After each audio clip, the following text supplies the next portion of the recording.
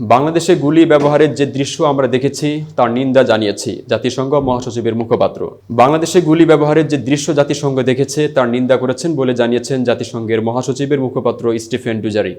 তিনি বলেন, বাংলাদেশ সহ বিশ্বের যে কোনো দেশে মানুষের শান্তিপূর্ণ সমাবেশ এবং সাংবাদিকের স্বাধীনভাবে কাজ করার অধিকার সরকারকে রক্ষা করতে হবে। গতকাল বুধবার যুক্তরাষ্ট্রের নিউ ইয়র্কে জাতিসংঘের সদর দপ্তরে নিয়মিত ব্রিফিংয়ে স্টিফেন ডুজারিক একথা বলেন।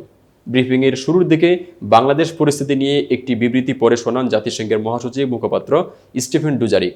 বিবৃতিতে বলা হয়, রাজনৈতিক পরিস্থিতি ও সহিংসতার মধ্যেও বিষয়টি সবাইকে মনে করিয়ে দেওয়া জরুরি। বাংলাদেশে মানবিক সংকট চলছে। ঘূর্ণিঝড় রিমাল সহ বিভিন্ন জরুরি পরিস্থিতির শিকার মানুষদের জাতিসংঘের অংশীদারেরা অব্যাহতভাবে সহযোগিতা দিয়ে যাচ্ছে। চলতি বছর ঘূর্ণিঝড় রিমালে ক্ষতিগ্রস্ত হয়েছে 1,30,00,000 মানুষ।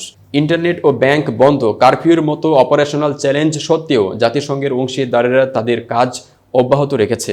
গত জুন মাসে জাতিসংঘের অংশীদারেরা 12 লাখ মানুষকে সহায়তার জন্য $8 কোটি মানবিক সারা পরিকল্পনা চালু করেছে।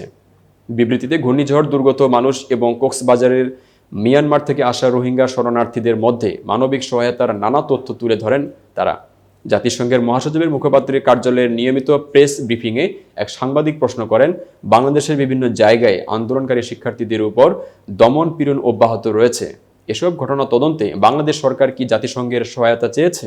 স্বাধীনতার অভাব থাকা রাষ্ট্র নিয়ন্ত্রিত প্রতিষ্ঠানের তদন্তে জাতিসংঘ কি সহায়তা করবে, নাকি জাতিসংঘ নিজস্ব তদন্তের প্রস্তাব দেবে?